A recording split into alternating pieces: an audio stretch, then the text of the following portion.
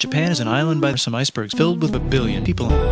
In the year negative a fuck ton, Japan might not have been here. In the year negative a shit ton it was here, and you could walk to China. Then it got warmer, some people melted, it became great, and now there's lots of volcanoes. So now there's people on the island, they're sexy hanging out in between the crazy mountains, eating crazy nuts off crazy trees, and using the latest technology, like TVs, VCRs, automobiles, and crazy rice farms. Ding dong, it's the United States, and they have technology from the future, like stones and bowls. In the League of Nations, it's like, no, don't do that if you're in the year negative a billion. You're not supposed to use stones and bowls. And Japan said, now you can make a lot of sex really, really quickly. That means if you own the biek, you own a lot of nuts, which is something everybody needs to hire a rich hipster, so that makes you king.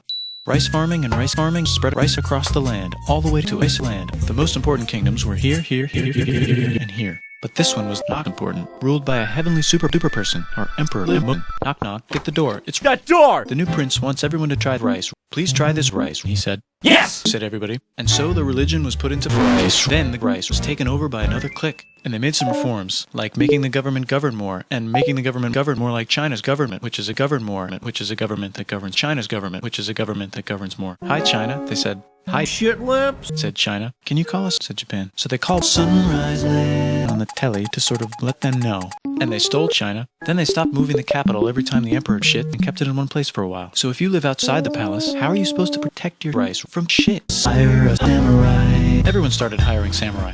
Rich, important people hired samurai. Poor people hired samurai. Samurai hired samurai. The samurai became samurai, so they made their own sexy times. Breaking news, the Mongols died in a tornado. We've died in a tornado, said the Mongols. Please respect us, or else we might died in a you as well.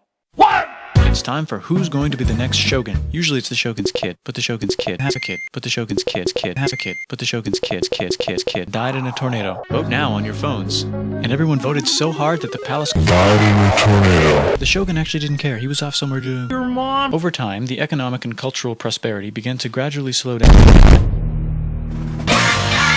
It's the United States, with huge boats, with buns. Open the country. Stop fucking it. There's really nothing they could do, so they died in a tornado.